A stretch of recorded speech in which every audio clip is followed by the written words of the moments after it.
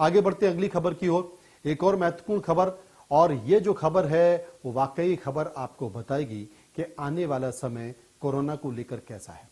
साल 2023 का आगाज हो चुका है और ऐसे में कोरोना के नए बढ़ते मामले थोड़ी चिंता बढ़ा रहे हैं। पूरी दुनिया एक बार फिर से कोरोना की वजह से खौफ में है। चीन के साथ कई देशों की हालत तो बद से बदतर है।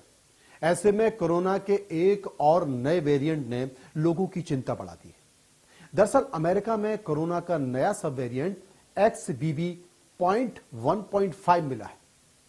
अब यह क्या है? बताया यह जा रहा है कि अब तक का सबसे तेज फैलने वाला वेरिएंट है। इसकी रफ्तार पहले के वेरिएंट से 104 गुना ज्यादा तेज है और ऐसे में हम आपको अपने प्रोग्राम के जरिए यह बताएंगे कि आखिर कोरोना का यह नया वेरिएंट है क्या, कैसे बना और भारत में इसके फैलने की कितनी संभावना है।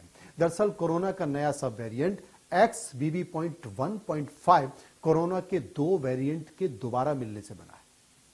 BJ1 और BM1.1.1 नाम के दो कोरोना वेरिएंट आपस में मिले तो इन दोनों का डीएनए यानी कि जेनेटिक मटेरियल आपस में कंबाइन हुआ है, मिल गया है और इसके कारण XBB बना। फिर XBB वेरिएंट ने रूप बदला और वो XBB.1 बना। इसके बाद एक बार फिर से XBB.1 और G2502V म्यूटेंट हुआ, इसका म्यूटेशन हुआ यानी कि विभाजन हुआ और इसके बाद XBB.1.5 वेरिएंट के रूप में वो सामने आ गया।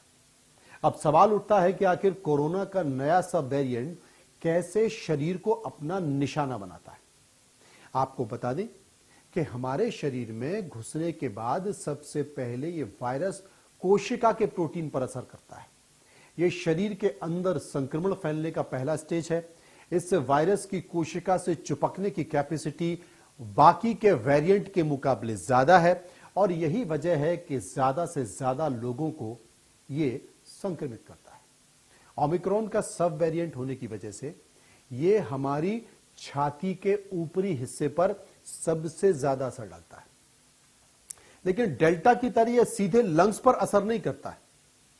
ऐसे में जो हेल्थ एक्सपर्ट्स हैं, जो स्वास्थ्य विभाग के विशेषज्ञ हैं, जानकार हैं, वो कोरोना के नए सब वेरिएंट से सतर्क रहने की सलाह दे रहे हैं।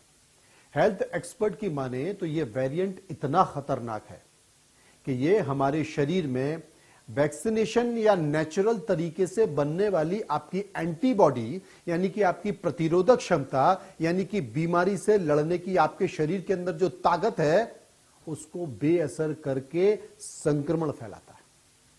यह वायरस हमारे शरीर में अब तक के सभी वेरिएंट से 104 गुना ज्यादा तेजी से फैलता है। अभी तक हमारे पास कोई ऐसी वैक्सीन या इम्यूनिटी नहीं है जो इस वायरस के संक्रमण से बचा सके। दुनिया में जितनी भी वैक्सीन बनी है उनकी कोरोना वायरस संक्रमण से बचाने की क्षमता 30 से 40% है। ज्यादातर वैक्सीन कोरोना के पहले वेरिएंट अल्फा वायरस से लोगों को बचाने के लिए बनाई गई थी, लेकिन तब से अब तक कोरोना वायरस कई बार अपना रूप बदल चुका है। हालांकि कुछ वैक्सीन को अपडेट करके BA.5 सब वेरिएंट से बचाने के लिए बनाया गया था। बावजूद इसके जैसे जैसे नए वेरिएंट सामने आ रहे हैं, इन वैक्सीन की सुरक्षा देने की क्षमता घटती जा रही है।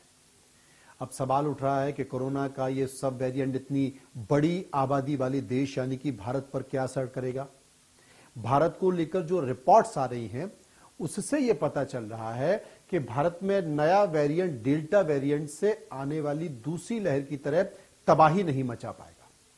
इसकी वजह क्या है, यह तबाही क्यों नहीं मचा पाएगा, इसे जान लीजिए। भारत में एक तो वैक्सीनेशन का पहला डोज लगभग 95% लोगों को लग चुका है। इसके साथ ही 90% लोगों को डबल डोज वैक्सीनेशन भी लग चुका है।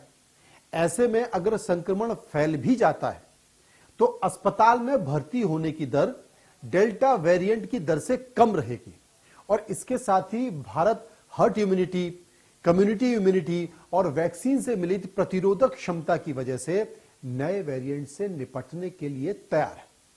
भारत में इस वेरिएंट को फैलने से रोकने के लिए इन 4 स्टेप को तुरंत उठाया जाना चाहिए।